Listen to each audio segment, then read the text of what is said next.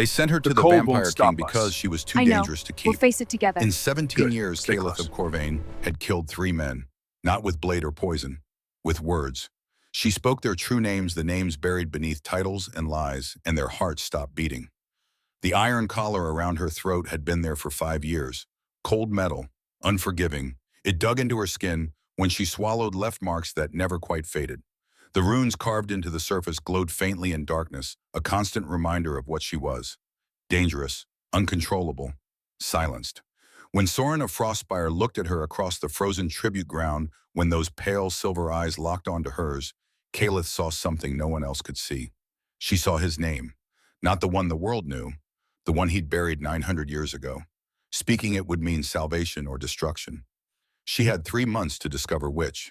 This is how a silenced girl became a queen. The ballroom of Corvain Manor sparkled with 1,000 candles. Caliph was 15, dressed in pale blue silk her stepmother, Lady Vespera, had chosen. Too tight at the waist, too long at the hem. She'd already stepped on it twice. "Stand straighter," Vespera's voice was silk over steel. "You represent this family tonight." Caliph straightened. Her older sister Rhiannon stood beside their father, radiant in crimson, every inch the perfect daughter. 20 years old and already promised to a duke. Beautiful, poised, normal, everything Caliph wasn't. The evening blurred, polite conversation, forced smiles. Then Lord Hadrian arrived. He was old nobility, silver-haired, distinguished. He brought his young servant, a boy no more than 12, who carried his cloak and stood 3 steps behind at all times. Caliph noticed the bruises first. Purple-green shadows on the boy's wrists, a cut healing badly on his cheek. No one else seemed to see, or maybe they chose not to. The ballroom was too hot, too loud. She slipped away to the library seeking quiet, but she wasn't alone. Lord Hadrian was there, so was the boy. The old man had the child by the throat, pressed against the bookshelf. The boy's feet barely touched the ground. He wasn't crying. Couldn't. No air. "Worthless creature," Hadrian snarled. "You spilled wine on my jacket. Do you know what that jacket cost?" Kayla's hand found the doorframe. Her voice came out small. "Let him go." Hadrian turned, saw her, smiled. "Lady Caliph, how lovely. Go back to the party, dear. This doesn't concern you." The boy's lips were turning blue.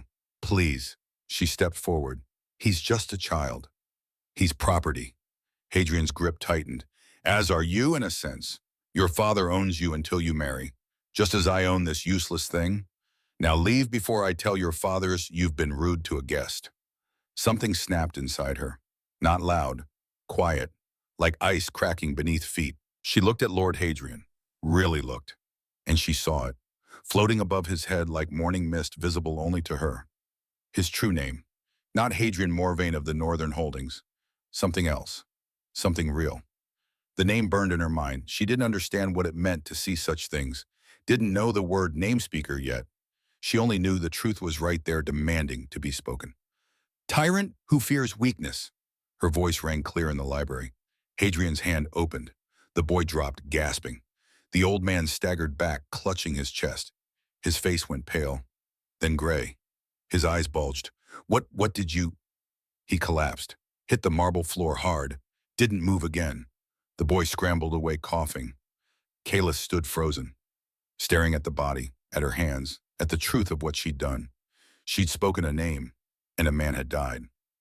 The boy ran, screaming for help. Within seconds, the library filled with people. Her father, Vespera, Rhiannon, guests, guards, everyone. Lord Corvain looked at his daughter, at the dead lord. His face went hard. "What happened?" Calith's throat was dry. "I spoke. I said his name, his real name. And he—" "She killed him," someone shouted. "The girl is cursed." "Witch blood," another voice hissed, "just like her mother." The room erupted. Accusations. Fear. Lord Corvain held up his hand for silence. His eyes never left Calith's face. "Take her to her room. Lock the door. No one enters without my permission." 2 guards gripped her arms, pulled her away. The last thing she saw was Rhiannon's face. Her sister's eyes were wide, frightened, but also knowing, as if she'd expected this. 3 days later, the iron collar arrived. The tribute ground was a platform of black stone in the center of a frozen valley. Snow fell in sheets. 17 young women stood in a line, shivering despite their furs. All noble-born, all offered to the Vampire King as part of the ancient treaty. Blood for protection, lives for peace.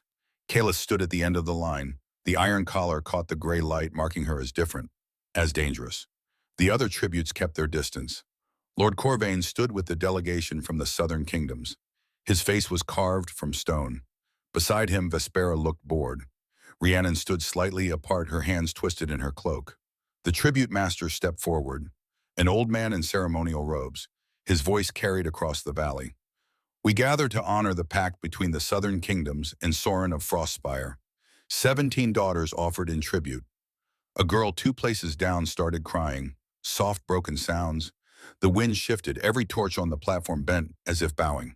The temperature dropped so fast, Calith's breath crystallized instantly. He was coming. She felt him before she saw him, a pressure against her mind.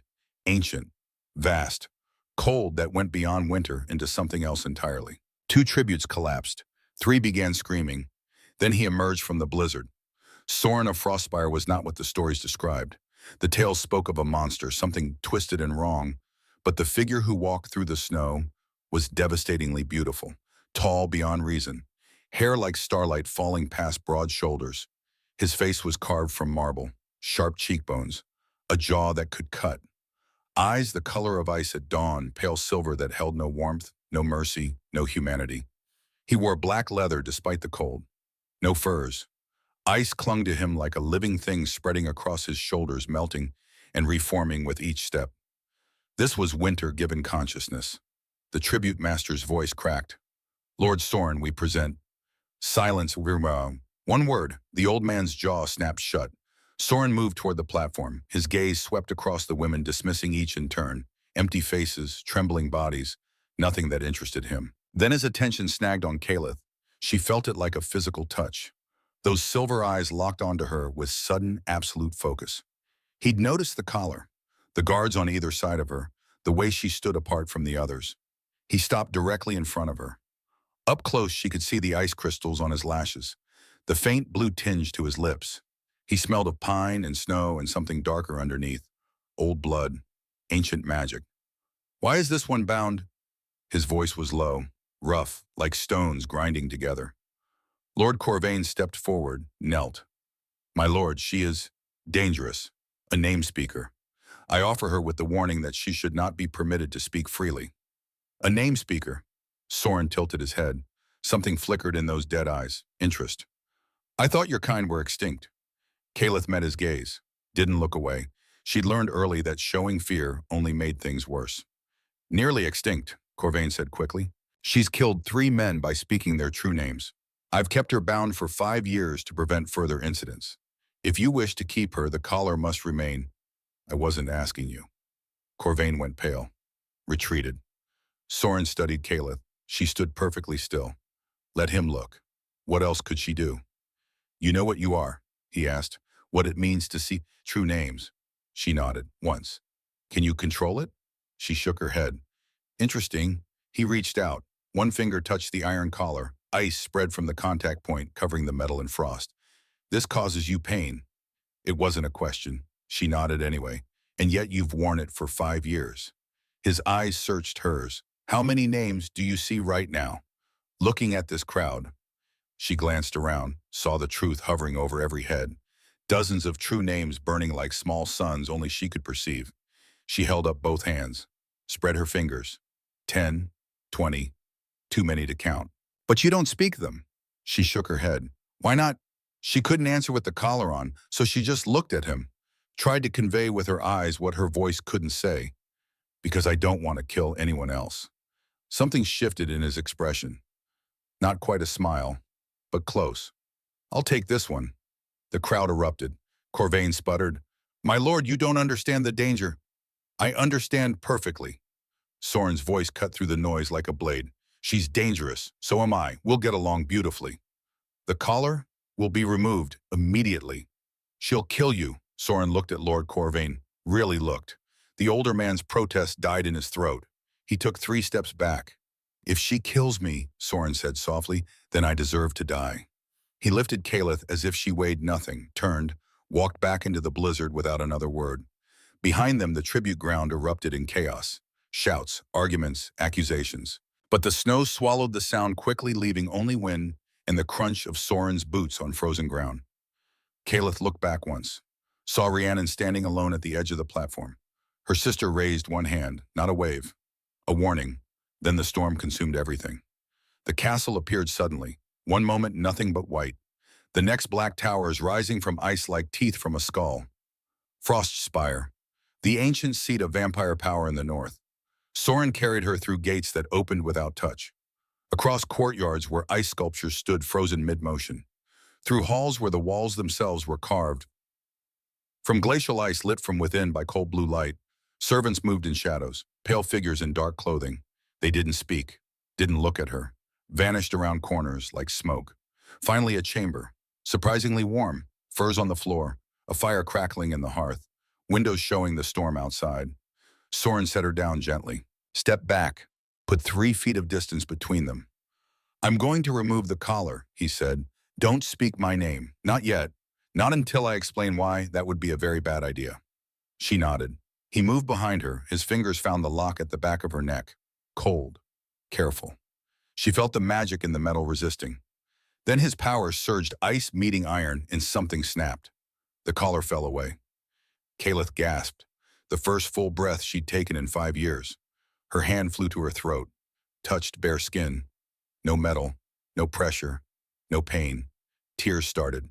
She couldn't stop them. Easy. Soren's voice was closer, gentler. Breathe. You're safe. She breathed. In. The air was cold but clean, pure. She could feel it all the way down to her lungs. When she finally looked up, he was standing by the window, giving her space, giving her time. And that's when she saw it. His name. Not 1, 2. They hovered above his head like twin stars, one bright, one buried. Soren, the vampire king, the cursed one. The name the world knew, and beneath it, hidden under layers of time and magic and grief, the word escaped before she could stop it. A whisper, barely audible. Zephyros. Soren went absolutely still, his back to her, his hand on the window frame. Ice spread from his palm, covering the glass in fractals. That name, his voice was barely controlled. Where did you hear it? She touched her throat, remembered she could speak now. I see it, floating above you. Your true name. That's impossible. He turned. Only one person ever knew that name. She died 900 years ago. I'm a namespeaker. The words felt strange on her tongue after so long. Rough, unpracticed. I see what people really are, beneath the masks, beneath the lies. Zephyros was the name I was born with. Before I became this, he gestured to himself. Before the curse, before everything. What happened? He studied her for a long moment, then crossed to a chair by the fire. Sat, gestured for her to do the same. She did, sank into the furs. The warmth was overwhelming after the frozen wasteland outside. 900 years ago, Soren began. I was human, a prince of a small kingdom. I fell in love with a woman my father disapproved of, a commoner, a scholar. She studied old magic, ancient names. She knew things no one else did. He paused, looked at his hands. My father arranged a different marriage, to a princess from a neighboring kingdom. A witch, powerful, cruel. I refused, chose my love instead. The witch didn't take rejection well. She cursed you. She cursed us both. My love, and me. His voice went flat. The curse was specific, elegant in its cruelty. Anyone I love becomes a target for the frost. It consumes them from inside, turns them to ice, kills them slowly while I watch. Caliph's chest tightened. Your love, what happened to her? She was the first to die, frozen solid in my arms while I begged the witch to stop. When she was gone, the witch revealed the truth. The curse would never end. Everyone I cared about would die the same way. Parents, siblings, friends, anyone I allowed myself to love. So you stopped loving? I stopped everything. For 900 years, I've kept everyone at a distance. I don't touch, don't connect, don't feel. I'm the monster in the north, the vampire king who rules through fear. He met her eyes, and I've been waiting for someone who could break this curse. A namespeaker, a name weaver, someone who doesn't just see true names but can reshape them. Unmake curses. Your grandmother was the last one. She tried to break my curse 50 years ago. Failed. Died in the attempt. Caleth's breath caught. My grandmother tried to save you. She was brilliant, powerful, but even she couldn't unravel what the witch had done. He leaned forward. Your father sent you to me, knowing what you are. Knowing I'm searching for a way to break this curse. He sent his dangerous daughter to the cursed vampire king. Tell me, was it mercy or cruelty? She thought of Corvain's face, the cold dismissal. Neither, it was convenience. I'm a problem he could solve by sending me away. Then he's a fool because you're not a problem. Soren's eyes held hers. You're the first hope I've had in 900 years. They made a deal. Not a blood bargain, not a marriage contract, a partnership. Caleth would stay, learn to control her power, try to understand name-weaving the way her grandmother had. In exchange, Soren would protect her, give her freedom, and most importantly, never put the collar back on. You can speak freely here, he said. With any name you want, including mine, I won't punish you for it. Aren't you afraid I'll kill you? Terrified, but I've been dead inside for 9 centuries. If speaking my true name actually kills me, at least it'll be honest death. Well, she almost smiled. That's dark.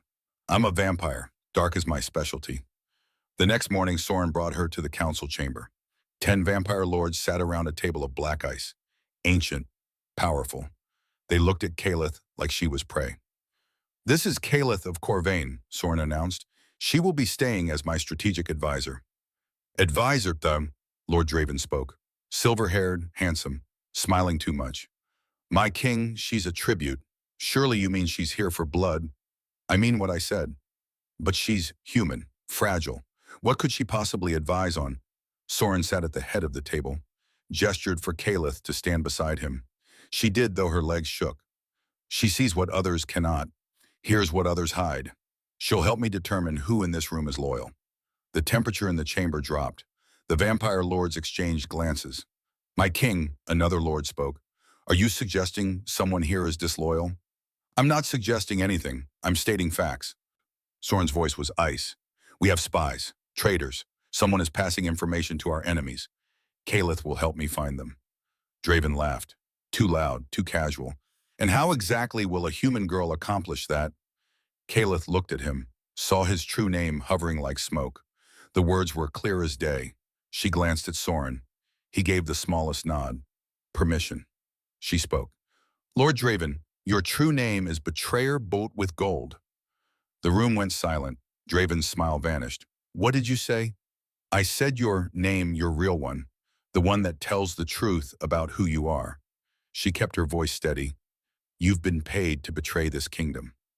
That's absurd. Draven stood. My king, I've served you for 2 centuries.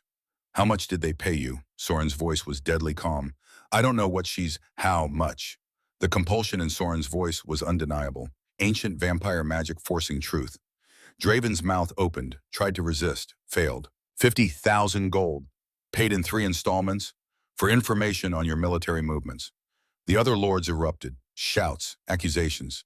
3 of them grabbed Draven, held him down. Soren stood slowly, walked to the traitor, looked down at him with eyes that held no mercy. You sold my people for gold. My king, please. Take him to the cells. Tomorrow he dies. They dragged Draven away. His screams echoed down the hall until a door slammed, cutting off the sound. Soren turned to the remaining council. Anyone else have confessions to make? Silence. Good. He looked at Caleth. I believe my advisor has proven her worth. The vampire lords stared at her. Not with hunger now, with fear. She was no longer prey. She was a weapon. That evening, Soren brought her to the East Wing. There's someone I want you to meet. The room was small, cozy, filled with books and drawings. A child sat on the floor, dark hair falling in her face as she sketched. Eliana, Soren said softly, we have a guest. The girl looked up. She had her father's silver eyes, but warmer, more human. She was maybe 11. Thin, pale, dressed in black like all the castle residents. Hello. Her voice was tiny. Caleth knelt, put herself at eye level. Hi, I'm Caleth. I know, father told me about you. Eliana glanced at Soren. Something flickered across her face, not quite fear, but close. Eliana is my ward, Soren explained. Her mother was human. She died in childbirth. I've raised Eliana for the past 11 years. Your daughter, Kayla said gently. Not by blood, by choice. She looked at the girl, saw her true name floating above her dark hair. The name was beautiful, full of potential. Brightness held captive by darkness, waiting for the right moment to ignite. What's your real name? Eliana asked suddenly. Your true name, not the one your father gave you. Caleth blinked. I don't know. I've never thought about it. Everyone has one. Father taught me, the name beneath the name. She looked at Soren. I know his, but I'm not allowed to say it. It's all right, Kayla smiled. My true name is probably something boring like girl who talks too much. Eliana giggled. The sound was unexpected. Light. It transformed her whole face. Can you see mine? The girl asked. My true name? Yes. Will you tell me? Caleth glanced at Soren. He nodded. Permission again. She looked at Eliana, spoke the truth. Starfire waiting to bloom. The girl's eyes went wide. Really? Really, you're not just fire, you're starfire. The brightest kind. You're just waiting for the right moment to shine. Eliana launched herself forward, wrapped thin arms around Caleth's neck, held on tight. Thank you, she whispered. No one's ever told me I could be bright before. Caleth hugged her back, felt the girl trembling. You're going to be brilliant. When Eliana finally pulled away, her eyes were wet. She looked at Soren. Can she stay? Please. She's staying. Forever. Soren's expression softened, just slightly. We'll see. Later, after Eliana had gone to bed, Soren walked Caleth back to her chambers. She's afraid of you, Caleth said quietly. I know. Why, because I'm cold, literally and figuratively. I can't touch her without causing pain. Can't hold her when she has nightmares. Can't be the father she deserves. His voice was hollow. The curse ensures I stay isolated, even from her. That's why you want it broken, not just for yourself. For her, for the chance to be something other than a monster.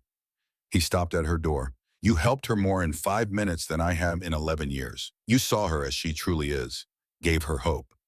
She has potential. She just needs to hear it. Can I ask you something? He turned to face her. When you look at me, what do you see? Besides the two names, Caleth studied him.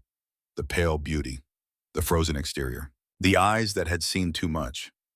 I see someone who's been in pain for a very long time. Someone who's forgotten what warmth feels like. Someone who's terrified that if he ever lets himself feel again, everyone he loves will die. Accurate. But I also see someone who's still fighting, still hoping, still protecting a little girl who isn't even his blood. She met his eyes. You're not a monster, Soren. You're just cursed. There's a difference. Monsters don't adopt orphans, don't search for cures for 900 years, don't care whether a namespeaker in an iron collar is in pain. He looked away. Don't make me better than I am. I'm just speaking the truth. It's literally the only thing I can do. A ghost of a smile crossed his face. Good night, Caleth. Good night. She watched him walk away, noticed ice forming on the floor where he stepped, melting slowly in his wake. Tomorrow she would start learning, controlling her power, understanding name weaving, trying to break a curse that had lasted 9 centuries. Tonight she touched her throat, felt the absence of the collar, breathed freely for the first time in 5 years. Whatever came next, at least she wouldn't face it silenced. 2 weeks passed. Caleth practiced daily with Thessaly, an ancient vampire who'd served Soren for 600 years. Every evening she helped Eliana with her nightmares, sitting on the edge of the girl's bed, holding her hand, speaking her true name softly. Starfire waiting to bloom. You're safe. You're loved. You're going to shine. The nightmares would fade. Eliana would sleep peacefully, and in the morning she'd smile. Slowly the girl started calling Caleth by a different name. Mama. The first time it happened, Caleth's heart broke and mended simultaneously. Soren heard it. She saw his face across the breakfast table, saw the blood tears gather in his silver eyes, saw him blink them away. That night he found her in the library. Thank you, he said it quietly, for being what I cannot. You're her father. You protect her, provide for her, love her. I can't touch her, can't hold her. The curse doesn't stop you from loving. It just makes loving dangerous. She set down her book. We'll break it, I promise. Don't make promises you can't keep. I'm a name speaker. I only speak truth, remember. He moved closer, not too close, kept 3 feet between them always, but closer than before. You've been here 2 weeks. Are you happy? Comfortable. I'm free, that's enough. Sid, she considered. I miss my sister, Rhiannon. She was the only one who tried to protect me. Write to her. I'll ensure the letter arrives safely. Thank you. They stood in silence. The fire crackled. Outside, snow fell in the eternal winter of Frostspire. Can I ask you something? Kayla said. Why did you really choose me out of 17 tributes? Because you looked at me without fear. Everyone fears me, even my own people. But you just looked curious, as if you saw past the monster to something else. I did. I saw Zephyros. Don't. His voice was sharp. Don't say that name as if it still means something. Zephyros died 900 years ago. I'm what's left. Names don't die. They just get buried.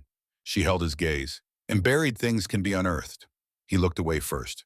You give me hope. I hate it. Why not? Because hope is the cruelest curse of all. It makes you believe things can change, can get better. And when they don't, when you fail, the fall destroys you. Then don't fall, Flam. He laughed, sharp, bitter. Vampires don't fly. We barely walk. We haunt. We hunt. We survive. That's all. That's not all you are. You've known me 2 weeks, Calith. Don't pretend you understand. I see your true name. I understand more than you think. The air between them crackled. Not with anger, with something else, something neither could name. Soren stepped back, restored the distance. Good night. Wait, she stood. Thank you. For removing the collar, for giving me freedom, for trusting me with Eliana, for everything. Don't thank me yet. This castle is full of dangers. The council barely tolerates you. There are vampires here who'd kill you just to prove a point. His eyes were serious. Stay close to me. Don't wander. Don't trust anyone. I trust you. You shouldn't. Too late. He left without another word. Calith returned to her book. But she couldn't focus. Something had shifted. Something had changed between them. She didn't know what. Not yet. But she knew it mattered. 3 weeks after her arrival, everything fell apart. The doors to the great hall burst open. Cold wind rushed in, snow, and with it a delegation from the southern kingdoms. At the front, dressed in furs worth a fortune, stood Lady Vespera. Calith's stepmother smiled. Sharp, predatory. Lord Soren, how generous of you to receive us. Soren sat on his throne, ice and shadow. Lady Vespera, to what do I owe this pleasure? I've come to retrieve my stepdaughter. Lord Corvain regrets the misunderstanding. Calith was never meant to be a tribute. She's ill, unstable, dangerous. We're here to take her to a facility where she can receive proper care. Calith stood frozen. Eliana grabbed her hand, held tight. Calith is under my protection, Soren said coldly. She stays. I'm afraid that's not your decision to make. Vespera produced a scroll. The Council of 12 has reviewed the case. A namespeaker who's killed 3 people cannot remain free. She must be contained, for the safety of all. The Council of 12 has no authority in my kingdom. Actually, they do. According to the Treaty of Binding Frost, signed by your predecessor 900 years ago, matters of magical threat fall under the Council's jurisdiction. Vespera's smile widened. We're not asking Lord Soren, we're informing you. Calith will stand trial in 30 days. If found guilty of reckless endangerment through magical means, she'll be imprisoned in the Silent Vaults. The Silent Vaults, where magic went to die, where namespeakers were kept in collars forever. You can't. Calith's voice was small. Oh, darling. Vespera looked at her. I already have. The trial is merely a formality. Lord Malachar of the Council has already reviewed your case. The evidence is overwhelming. Soren stood. The temperature plummeted. Ice spread across the floor, up the walls, across the ceiling. If you think I'll allow you to take her, you have no choice. The treaty binds even you. Vespera turned to leave, paused. Oh, and Calith, I brought something you might recognize. She held up her hand. On her finger, a gold ring set with a single sapphire. Calith's mother's wedding ring. I've worn it every day since she died. It's quite precious to me. Wish Vespera's eyes glittered. I'd hate to lose it. The message was clear. Vespera knew about the seal, knew the ring was the key, and she'd never give it up. The delegation left. The doors closed. Silence filled the hall. Eliana was crying. Calith held her, tried to stay strong. Soren remained on the throne, perfectly still, the ice around him spreading thicker. I won't let them take you, he said, finally. The treaty, damn the treaty, you're mine to protect. That supersedes any ancient law. Soren and mine. His voice cracked the windows. They think they can walk into my castle and threaten what's mine. They think I'll just surrender you to imprisonment, to silence. He stood, crossed to her, stopped 3 feet away, always 3 feet. You have 30 days. We use that time. We break the seal. We unlock your name-weaving ability. And when you stand before the council, you show them exactly how dangerous you really are. How do we get the ring? We steal it. From my stepmother. From whoever holds it. We plan, we execute, we succeed. His eyes burned silver fire. Because the alternative is unacceptable. Caliph looked at Eliana, the girl who called her mama. At Soren, the vampire king who'd given her freedom. At Thessaly, the ancient one who believed in her potential. 30 days, she whispered. 30 days, Soren confirmed, to break your seal, unlock your power, and prove to the Council of 12 that you're not a threat to be contained. What am I then? He smiled. Dangerous, beautiful, terrible. You're the woman who's going to break a 900-year curse. You're the namespeaker who will become a name weaver. You're the silenced girl who'll scream so loud the whole world hears. Caliph felt something ignite in her chest. Not fear, not anymore. Power, truth, purpose. Then let's get started. The countdown began at dawn. 30 days, 720 hours. 43,200 minutes until Caliph would stand before the Council of 12 and defend her right to exist free, or be locked in the silent vaults forever. She woke that first morning to find Thessaly waiting in her chamber. The ancient vampire held a leather-bound journal, old, the pages yellowed with age. Your grandmother's notes, Thessaly said. Everything she learned about name-weaving. Everything she tried when attempting to break Soren's curse. Caliph took the journal carefully. The leather was soft, worn from centuries of handling. She opened it, saw handwriting that matched her own, elegant, precise, her grandmother's words. She failed, Caliph said quietly. She did, but failure teaches more than success ever could. Learn from her mistakes. Don't repeat them. Thessaly moved to the window, looked out at the frozen landscape. Your stepmother didn't come here just to threaten you. She came to ensure you never unlock your full power. How do you know? Because I know Vespera. We've met before, years ago. The ancient vampire's voice was ice. She was there the day your mother died. Caliph's heart stopped. What? Your mother didn't die of illness. She was poisoned, slowly, over months, by someone who wanted her inheritance, her power, her place in the family. Thessaly turned. Vespera wore your mother's ring the same day she was buried. Ask yourself, what kind of woman does that? A murderer. Exactly. And now she's terrified you'll discover the truth, that you'll speak her true name before the council, expose what she really is. Caliph gripped the journal tighter. Then that's exactly what I'll do. First, you need power, real power, name-weaving ability. Thessaly gestured to the journal. Read, learn, practice. You have 30 days. Make them count. The old vampire left. Caliph sat alone with her grandmother's words. She began to read. The training was brutal. Every morning before dawn, Thessaly brought her to the deepest chamber in Frostspire. A room carved entirely from black ice. No windows, no warmth. Just cold and darkness and the truth of what she needed to become. Name-weaving requires 3 elements, Thessaly explained. Vision, voice, will. You must see the true name, speak it with absolute certainty, and will the transformation into being. She placed a stone on the pedestal between them. This is granite, dense, heavy, unchangeable, or so most believe. Thessaly's eyes glowed in the dark. Speak its true name. Not stone or granite, its real name. The name beneath the form. Caliph stared at the stone, focused, looked deeper than surface, deeper than physical form.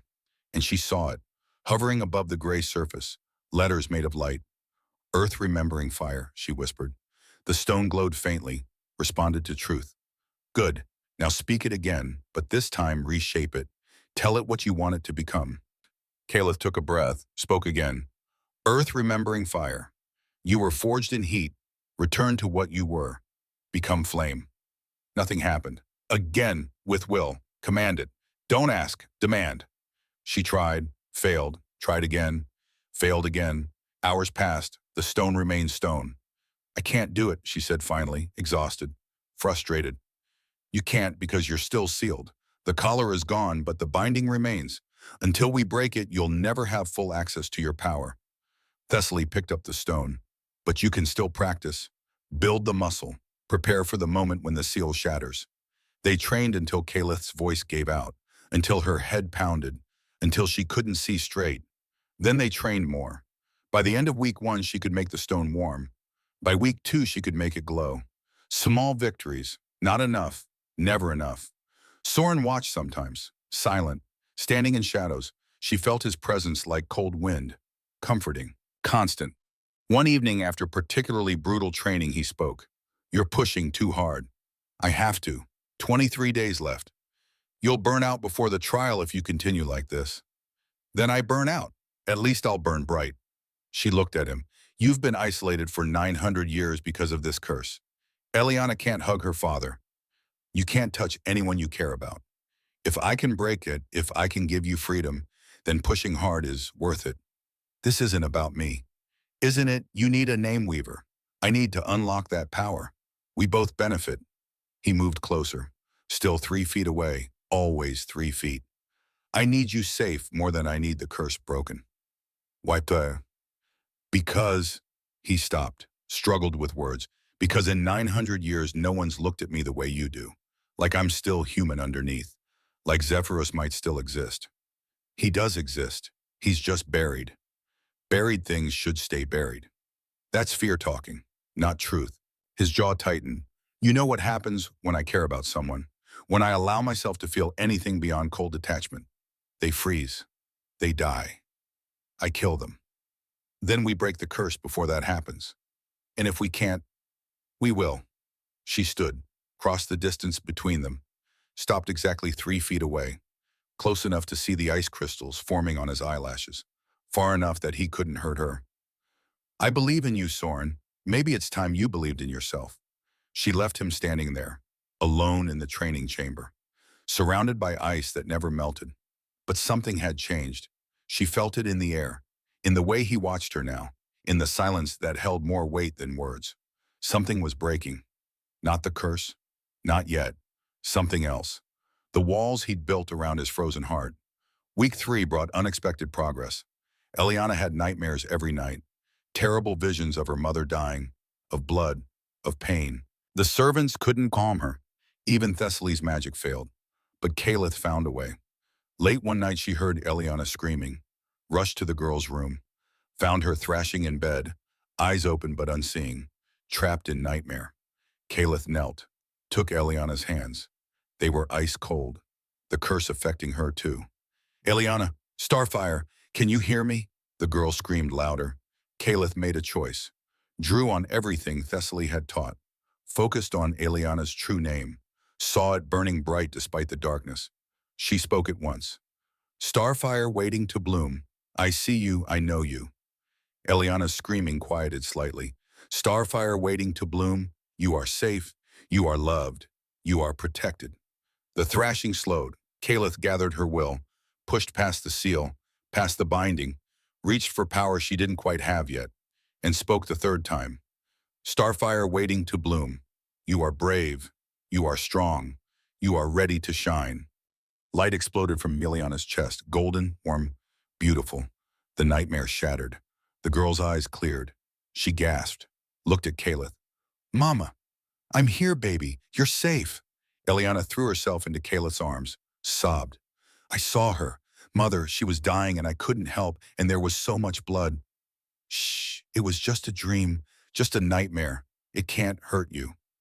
It felt real. I know, but it's over now. They sat together.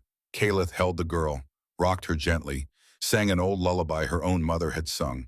Before the poison, before Vespera, before everything broke. When Eliana finally slept peaceful and calm, Calith looked up. Soren stood in the doorway. He'd been watching. She didn't know for how long. His face was wet. Blood tears tracked down pale cheeks. He didn't wipe them away. You did it, he whispered. You name-weaved, without full power, without the seal broken. You reshaped her nightmare into peace. Calith looked at her hands. They glowed faintly golden, fading slowly. She had done it. For the first time in 900 years, Soren realized something terrifying and wonderful. He wasn't just hoping Calith could break his curse. He was falling in love with her. and love for him meant death. The next morning, everything was different. Soren was distant, cold, colder than usual. He avoided her, took meals in his chambers, canceled training observations. Eliana noticed. Did I do something wrong? Is father angry at me? No, baby, he's not angry. He's scared. Of what? How to explain 900 years of loss to an 11-year-old? Your father cares about us, a lot, and caring is dangerous for him. Because of the curse. Yes, because of the curse. Eliana was quiet for a moment, then looked up with silver eyes too old for her young face. Do you care about him? Yes.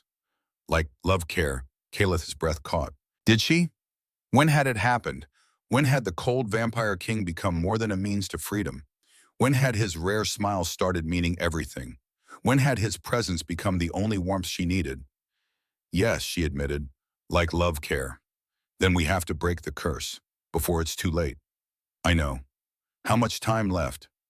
17 days. Eliana stood, determined. Then we work harder. I'll help. I'll do whatever you need. You're 11. I'm half vampire. I'm stronger than I look. The girl's jaw set. And he's my father. You're my mama. I'm not losing either of you. Love, simple, pure, unbreakable. From the mouth of a child. Caleth pulled Eliana close. We won't lose each other. I promise. You can't promise that. I'm a namespeaker. I only speak truth. That made the girl smile. They trained together after that. Eliana helped Caleth practice, brought her water, encouraged her, reminded her to rest. The days blurred together. Training, studying, practicing, failing, trying again. Soren watched from greater distances now. Shadows within shadows, protecting them by staying away, breaking his own heart to keep theirs beating. 14 days before the trial, Soren came to her chambers. Late, past midnight. She was still awake, reading her grandmother's journal by candlelight. He knocked, soft, almost inaudible. She opened the door. He stood in the hallway, looked wrecked, hair disheveled, eyes wild, ice spreading on the walls around him. I can't do this, he said. Can't do what? Stay away, pretend I don't. He stopped, fists clenched. You're making this impossible. Making what impossible? Staying cold, staying dead inside, staying safe. He looked at her, really looked. For 900 years, I've protected people by not caring, by feeling nothing, by being the monster everyone expects. And then you arrived, and you spoke my true name, and you held my daughter, and you smiled at me like I'm still worth saving. And you what? I'm falling in love with you, and that's going to kill you. The words hung between them. Truth, raw, devastating. Caleth stepped forward, closed some of the distance. Then we break the curse. We have 2 weeks. Your grandmother had 50 years and failed. I'm not my grandmother. No, you're more stubborn, more reckless, more eto. He touched the air between them, didn't quite make contact. More everything. Soren, she said his name softly. Look at me. He did. I'm falling in love with you too. His eyes widened. Don't do that. Don't give me hope. Too late. I already have. For weeks now, maybe since the moment you removed the collar. Maybe since you protected Eliana. Maybe since I saw who you really are beneath the ice. She held his gaze. I love you, and I'm not afraid. You should be. Probably, but I'm a namespeaker who killed 3 people by accident. I'm dangerous too. We're well matched, remember? He laughed, sharp, broken. This is insane. Most good things are. If I touch you, you won't. Not until the curse is broken. We'll be careful. We'll stay smart. He kissed her, crossed the 3 feet in one stride, cupped her face in hands colder than winter, pressed his lips to hers. The kiss was ice, freezing, painful. And then it was warmth, heat, life. For exactly 3 seconds, the curse retreated. For 3 seconds, he was human again. For 3 seconds, they were just 2 people who loved each other. Then the frost came. It started in her fingertips, spread up her arms, ice forming beneath her skin, in her veins, in her blood. She gasped, pulled back. Soren stumbled away, horror on his face. No, no, no, no.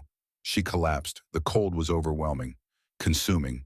Her heart slowed, her breath crystallized. Thessaly! Soren's scream echoed through the castle. The ancient vampire appeared instantly, saw Caleth on the floor, ice spreading across her chest. How long since contact? 10 seconds. Maybe less. Thessaly knelt, placed both hands on Calith's frozen skin, poured heat into her. Ancient magic. Older than the curse. Older than the castle. The ice began to melt. Slowly. Painfully. Calith could breathe again, could feel her fingers, could see without frost clouding her vision. Thessaly helped her sit up. You'll live, this time. This time, Soren's voice was anguished. The curse has activated. Full force. Every touch from here on will spread frost faster. Every moment of contact brings her closer to death. Thessaly looked at him. You have days, maybe a week, before even being in the same room kills her. Then I leave right now. I go somewhere far.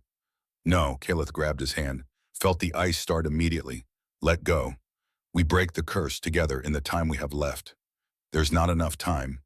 Then we make time. She stood, shaking. Thessaly, how do I break my seal? What do I need to do? You need the object that holds it, your mother's ring. Vespera has it in the capital, 3 days' ride from here. Then we retrieve it. How she'll be guarded, protected. Calith smiled, cold, determined. We steal it, quietly, carefully, and we do it now, tonight. You're in no condition to travel, Thessaly said. I'm in no condition to wait. She looked at Soren. Get your fastest riders, best thieves, anyone who can move unseen through the capital. What's your plan? My sister, Rhiannon, she still lives in the manor. She hates Vespera almost as much as I do. Calith's mind raced. We send word, ask her to help. She can get the ring, bring it here, we break the seal, unlock my power, save everyone. That's a lot of assumptions. Do you have a better idea? Silence. I didn't think so. Calith moved to her desk, pulled out parchment, began writing. We have 13 days. We're using every single one. The letter reached Rhiannon in 4 days. The response came in 6. Calith opened it with shaking hands, read her sister's elegant script. I have the ring.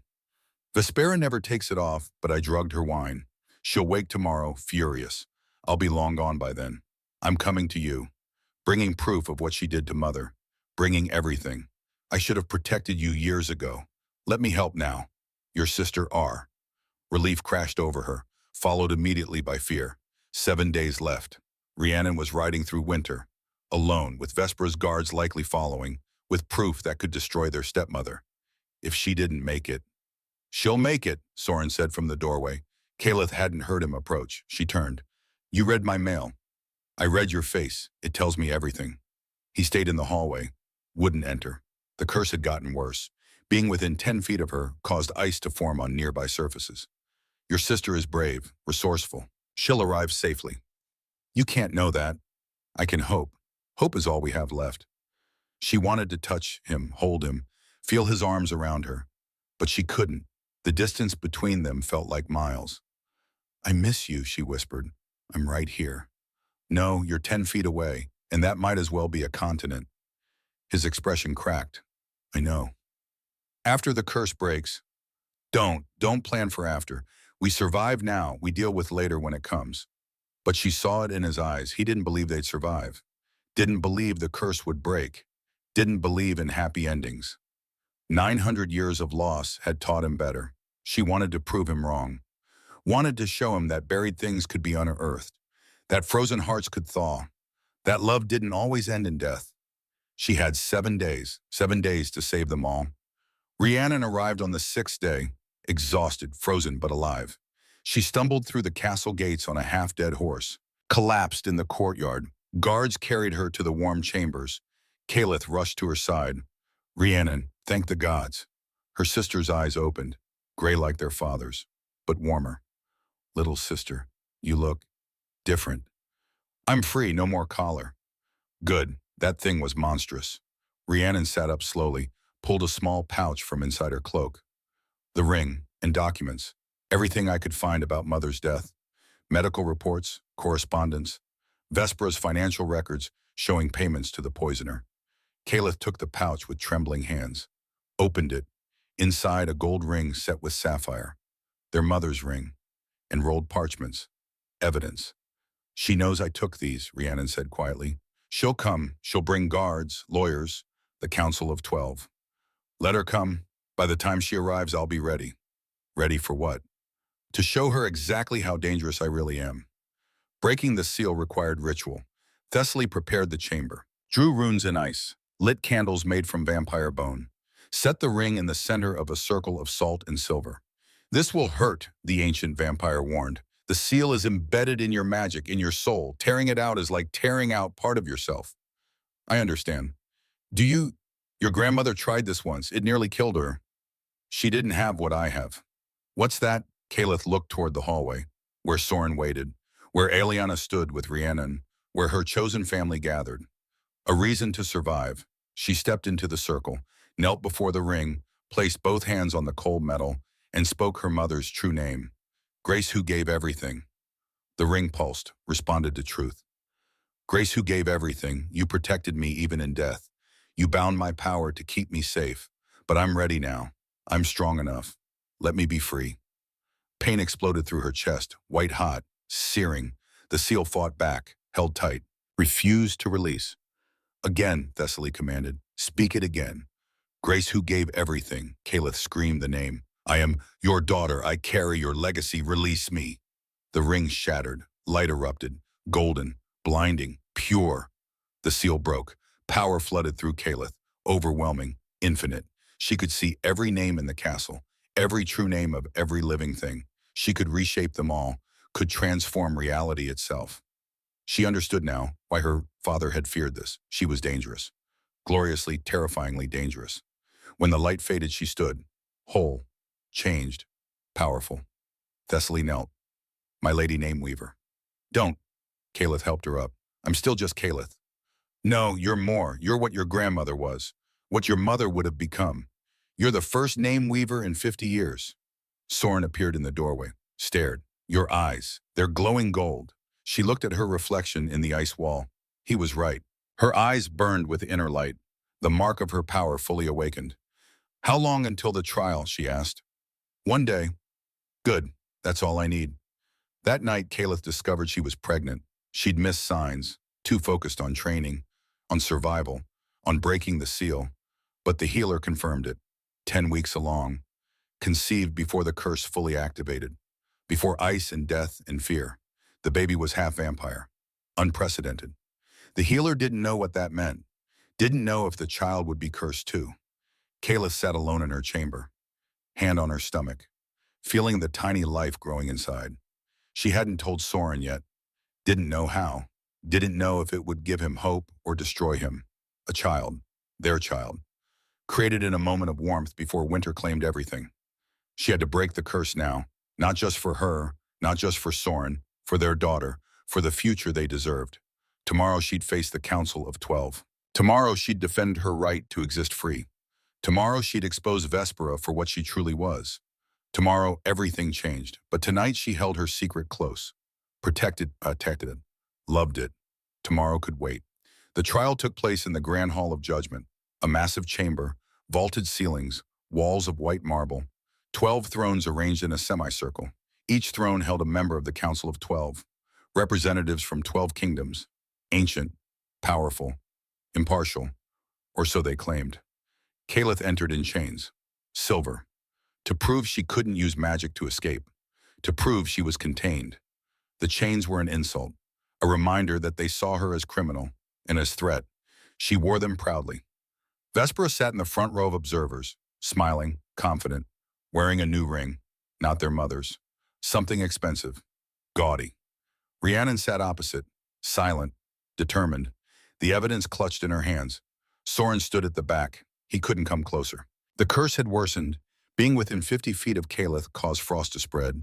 So he stood far, watched, waited. Eliana was with him, holding his hand. Lord Malachar, head of the council, stood. Gray-haired, distinguished, corrupt. Caleth of Corvain, you stand accused of reckless endangerment through magical means. 3 deaths attributed to your uncontrolled power. How do you plead? She looked at him, saw his true name hovering above his head. Vespera had gotten to him, paid him off, promised him something. Money, power, whatever he desired. I plead not guilty, Caleth said clearly. The deaths were accidents, uncontrolled manifestations of power I didn't understand. I was 15, bound, sealed. No one taught me control. No one helped me learn. They just punished me, silenced me.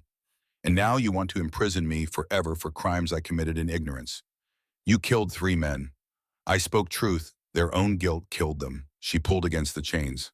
They held. And now my stepmother wants me silenced permanently.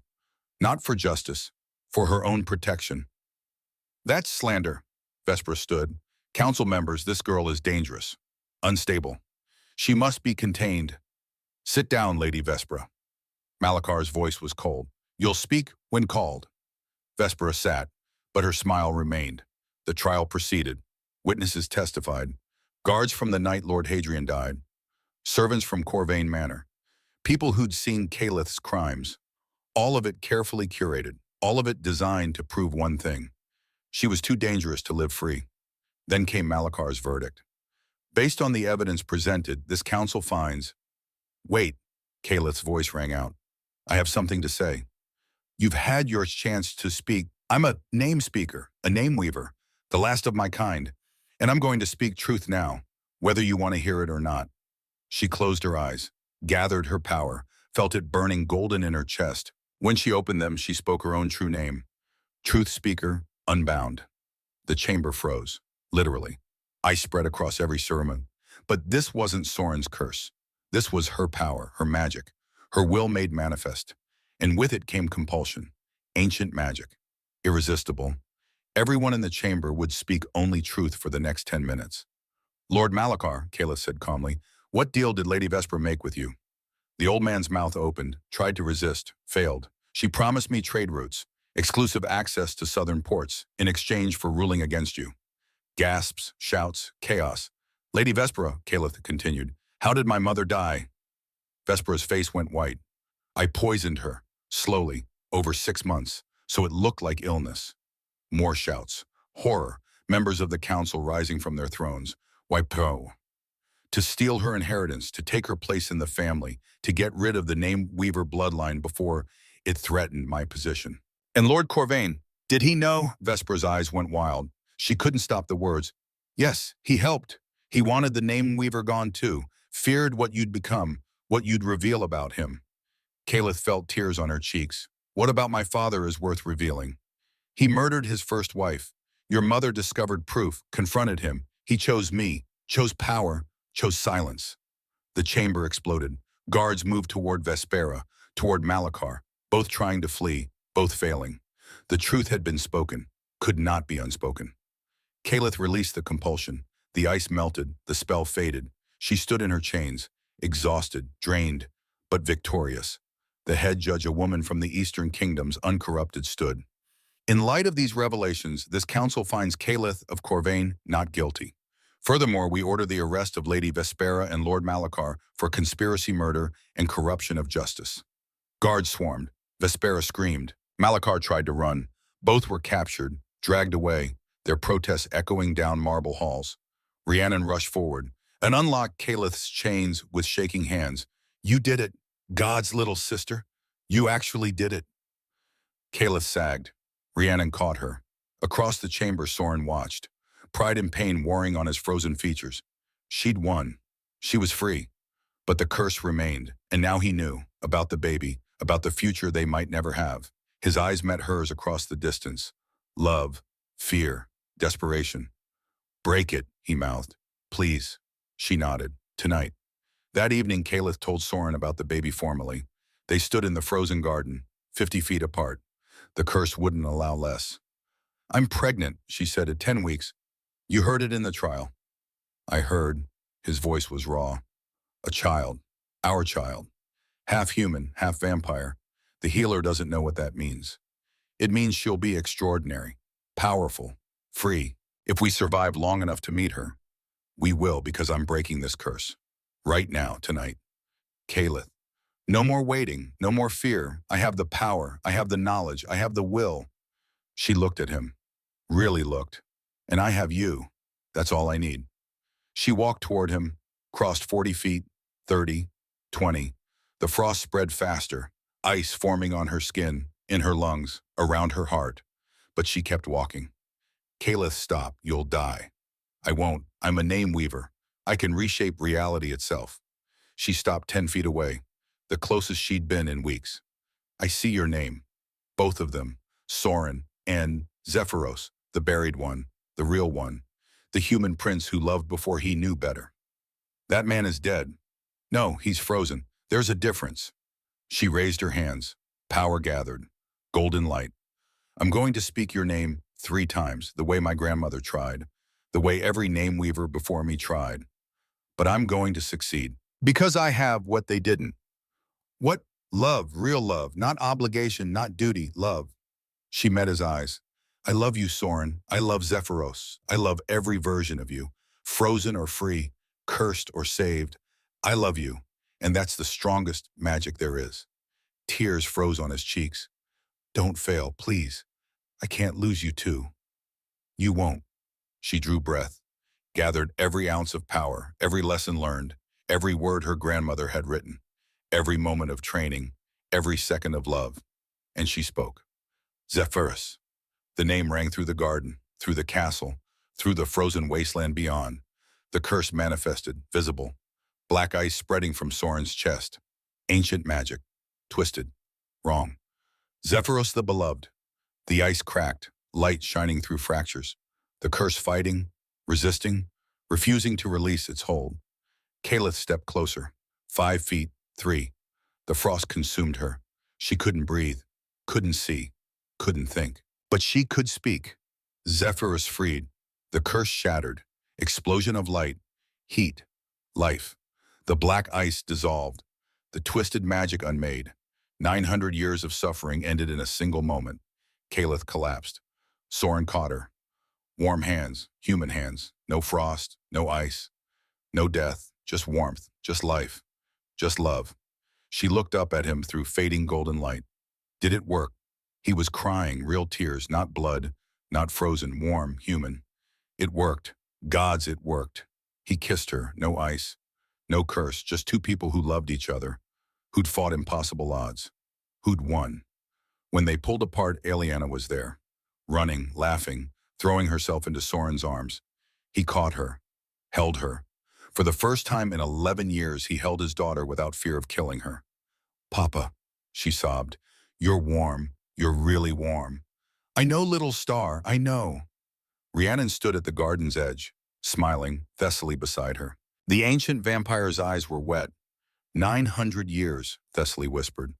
900 years I waited, and she did it in 3 months. Kalith sat up slowly, the golden light fading from her eyes, the power settling, becoming part of her instead of consuming her. She'd done it, broken a curse 9 centuries old, freed the man she loved, secured a future for their child. The curse was broken. Completely. Finally. Forever. Tomorrow would bring new challenges, but tonight victory was theirs. Kayla stood in the council chamber 5 months pregnant, now her belly round beneath the silver gown Rhiannon had made. The baby kicked often, strong, healthy, a constant reminder of the future they'd fought for. Word had come at dawn. Lord Corvain had been found, not in the Western territories where they had expected, in the Eastern capital, under the protection of Lord Ravencroft, the ancient vampire who led the Eastern clans. The connection was obvious, sickening. Her father had made a deal, traded information about Kalith, about her power, about the pregnancy, in exchange for sanctuary. He sold you out again, Rhiannon said, pacing the chamber, furious. To vampires this time. Then we make him face justice. Finally, completely. Kalith's hand rested on her belly. Our daughter deserves a world where men like him answer for their crimes. Soren stood behind her chair, one hand on her shoulder, warm, human, free. The curse was gone, but the memory of 900 years of isolation still haunted his eyes sometimes. Ravencroft won't give him up easily, Soren said. He's declared the curse-breaking illegal, claims it violated ancient vampire law. Then we go to the Eastern capital. We face Ravencroft. We bring Corvain back. And we end this. Kalith looked around the table at the vampire lords. Who stands with me? Every hand rose. Lord Cassius spoke. The same lord who'd once mocked her. Now his voice held only respect. We stand with our queen. She wasn't queen yet. The coronation was planned for after the baby came, but they'd started calling her that anyway. The woman who broke a 900-year curse. The name weaver who spoke truth and changed the world. Then we ride in 3 days, Soren said. Full delegation, show of strength. We'll negotiate first. But if Ravencroft refuses, his eyes went hard. We take what's ours. The eastern capital rose from volcanic stone, black towers against red sky, heat instead of Frostspire's eternal cold. They arrived with 50 riders, vampire guards, southern allies, a diplomatic show of force. But Ravencroft's fortress bristled with hundreds of ancient vampires, older than Soren, powerful, loyal to laws that predated kingdoms. The confrontation happened in Ravencroft's throne room, obsidian walls, torches burning blood red. Lord Ravencroft sat on a throne of bones, 2,000 years old, skin like parchment, eyes like dying stars. He'd seen empires rise and fall, Soren of Frostspire, and the infamous Nameweaver. His voice was dry leaves. You've come for the human criminal hiding in my halls. Lord Corvain is wanted for murder, conspiracy, attempted murder of his own daughter. Calith stepped forward, belly heavy, back aching, but voice steady. Surrender him, let justice be done. Justice, Ravencroft's laugh was sharp. You speak of justice while you break sacred laws. The curse placed on Soren was ordained by ancient magic. You had no right to unmake it. The curse was torture, 900 years of isolation and death. The curse was balance. Vampire power must be checked. You've upset that balance, made Soren stronger than the Treaty of Eternal Night allows. Then your treaty is wrong. Silence. Absolute. Dangerous. Ravencroft stood slowly. You dare, I dare. Calith's eyes blazed gold. I dare because I see what you are, what you've always been. You keep vampires cursed and suffering not for balance, for control. Because suffering vampires don't unite, don't challenge your authority, don't demand better. Careful, Nameweaver, you stand in my fortress, surrounded by my forces. And you stand before someone who can speak your true name. Here, before everyone. Terror flickered across ancient features. Shall I, Calith asked softly, shall I speak what you've hidden for 2,000 years? Let them all know what you really are. Long moment, the throne room held its breath. Finally, Ravencroft spoke, voice tight. What do you want? Lord Corvain surrendered for trial. And in exchange, I don't speak your name, don't expose you. We leave in peace. Ravencroft's jaw clenched, trapped, furious. Very well, take him, but know this, Nameweaver. You've made an enemy today. The old laws will not fall quietly. Then let them fall loudly. I'm not afraid of old men clinging to unjust power. Guards brought Corvain forward, chained, dirty, the proud lord reduced to prisoner. His eyes met Calith's, fear and hatred warring. Daughter, don't. Her voice was ice. You lost that title long ago. They took him, loaded him onto a wagon, began the journey home. But as they rode away, Calith felt it. Pain, sharp, low in her belly, wrong, too early. The baby wasn't due for 2 more months. Soren, she grabbed his arm. Something's wrong. Her water broke, flooded the wagon floor. Labor. Beginning. Now. Ride, Soren shouted. Back to the fortress. Get the healer. But they were too far, too slow. The baby was coming whether they were ready or not. They commandeered a room in a roadside inn. Any room. The closest one. Rhiannon was there. Thessaly. Anne, Soren. Refusing to leave despite the blood, despite the screams. Labor was brutal. Fast. The baby fought her way into the world with vampire strength. Push, the healer commanded. Now, Calith pushed. Screamed. Felt like she was being torn apart. Again, she pushed harder. Everything narrowed to pain, to pressure, to the desperate need to bring life into being. One more push, one final scream, and then, crying, tiny, furious, their daughter. The healer wrapped her quickly, placed her on Calith's chest. A girl, healthy, strong. Calith looked down at the tiny face. Red, wrinkled, perfect. Eyes squeezed shut, fists waving. Hello, little one, she whispered. We've been waiting for you. The baby's eyes opened. Gold, pure gold, glowing like small suns, the mark of a Nameweaver. She has your power, Soren breathed, tears streaming down his face. She's extraordinary. She's ours. Calith held her close. Our daughter, our miracle. What's her name? Calith looked at the golden eyes, saw the true name hovering above the tiny head. clear as day. Stellara, she said softly. Her name is Stellara because she breaks the dawn, brings light to darkness. Soren kissed his daughter's forehead, then Caleth's. Thank you, for her, for everything, for giving me a family when I thought I'd lost that forever. We did it together. Outside the chamber commotion, shouting. Corvain had tried to escape, failed, was recaptured, but Caleth barely heard. She held her daughter, felt Soren's warmth beside her, knew they were safe. The world could wait. For now, they had everything. 2 weeks later, back in Frostspire, the trial began. Not Council of 12. This was Soren's justice. Vampire law, swift, absolute. The Great Hall was packed. Vampires, humans, witnesses from every kingdom. Lord Corvain stood in chains. Beside him in matching chains stood Lady Vespera, both brought together for joint sentencing. The charges were read for Corvain murder of his first wife, conspiracy in the poisoning of his second wife, attempted murder of Caleth, treason through alliance with hostile vampire forces. For Vespera murder of Caleth's mother, attempted murder of Caleth, conspiracy, corruption of justice. Evidence was presented. Rhiannon's documents, testimony from servants, medical records, financial transactions, all of it damning, undeniable. Corvain tried to speak. I am a lord of the southern kingdoms. You have no authority. You entered into conspiracy with vampire forces. Soren's voice was absolute. That makes you subject to vampire law. My law. This is tyranny. This is justice. Something you never gave your daughter. Vespera stood silent, broken. The beautiful noble woman reduced to nothing. All her wealth seized, all her power gone. Caleth stood before them, holding Stellara, her daughter sleeping peacefully despite the chaos. Do you have anything to say? The judge asked.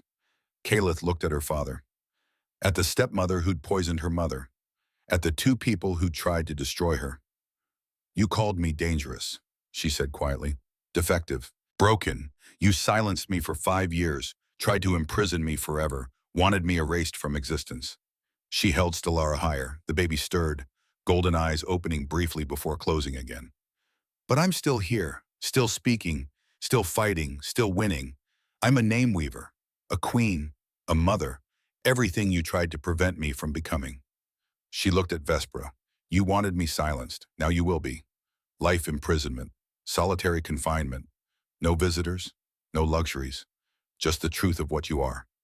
Then at Corvain, and you're not my father. You never were. You're just a coward who chose power over love. Exile, forever. Watch from afar as I thrive, as my daughter grows, as my family flourishes. Know that you could have had all of this, and you chose nothing. The sentences were carried out immediately. Vespera dragged to the silent vaults, deep underground, where she'd wanted to send Caleth. Corvain exiled to the Western Territories, stripped of title, wealth, name, both screaming, both ignored, justice. Finally, completely. The hall erupted in cheers. Caleth held her daughter close, felt Soren's arm around her waist, saw Eliana beaming with pride, Rhiannon crying with relief. It was over, truly over. 3 months later, the coronation took place. Frostspire's great hall had been transformed. Warm now, beautiful. No longer the frozen fortress, but a thriving palace. Thousands attended, vampires and humans together. Southern kingdoms sending delegations. Even some of Ravencroft's eastern clans ready for change. Caleth stood before them, dressed in silver and gold, hair adorned with winter roses, Stellara in her arms wrapped in white silk. Soren placed the crown on her head, obsidian and gold, heavy with meaning. I crown you Caleth of Frostspire, name weaver, truth speaker, queen. The crowd roared. She looked out at them, at faces that had once feared her, now celebrated her, at the world that had tried to silence her. Now listened, she spoke. They told me I was dangerous, defective, broken. They silenced me for 5 years, tried to imprison me forever, wanted me erased from existence. Her voice carried, strong, clear, free. But I'm still here, still speaking, still fighting, still winning, because the truth is I was never broken. I was just powerful in ways they couldn't control. Cheers, applause, love. To every girl told she's too much, too loud, too powerful, too dangerous. You are not the problem, they are. Your voice matters. Your truth matters. You matter. She lifted Stellara slightly. The baby's golden eyes opened, focused on the crowd with unsettling awareness for one so young. And anyone who tries to silence you will answer to all of us. The hall erupted. Victory? Complete. Total. After the ceremony, Caliph found quiet moment with family in a private chamber. Soren, Aeliana, Rhiannon, Stellara, Thessaly. We did it, Rhiannon said softly. Actually did it. We survived, Caliph corrected. Now we thrive. Aeliana held Stellara carefully. The baby cooed, reached tiny hand up, touched her big sister's face, and spoke one word, crystal clear, perfectly pronounced. Star. Everyone froze. She's 3 months old, Rhiannon breathed. She can't. She's a name weaver, Thessaly said. Words come early, very early. Stellara looked at Soren, smiled. Dada. Soren's eyes filled. He took his daughter carefully, held her close.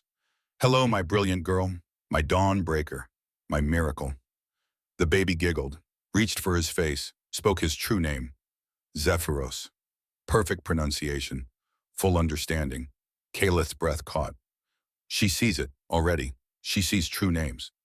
She's stronger than you were, Thessaly observed quietly. Stronger than your grandmother.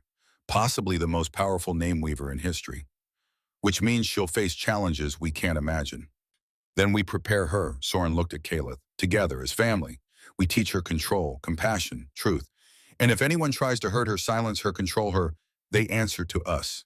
Caliph finished. All of us. They stood together. Family, chosen, unbreakable. Outside snow still fell on Frostspire. Would always fall, but inside warmth lived. Love thrived. Truth reigned. The silenced girl had become a queen. The cursed vampire had become free. The dangerous daughter had become a mother. The isolated fortress had become a home. Stellara was 6. Golden eyes, dark hair like her father, fierce heart like her mother. Magic that made even ancient vampires nervous. She stood in the training chamber, Thessaly watching, parents observing from the doorway. In front of her a stone. Speak its true name, Thessaly instructed. Stellara tilted her head, focused. Earth remembering fire. The stone glowed. Good, now reshape it. Earth remembering fire. You were forged in heat. Return to flame. The stone transformed, became fire. Burned bright, warm, alive. Stellara clapped. I did it? You did. You're a natural.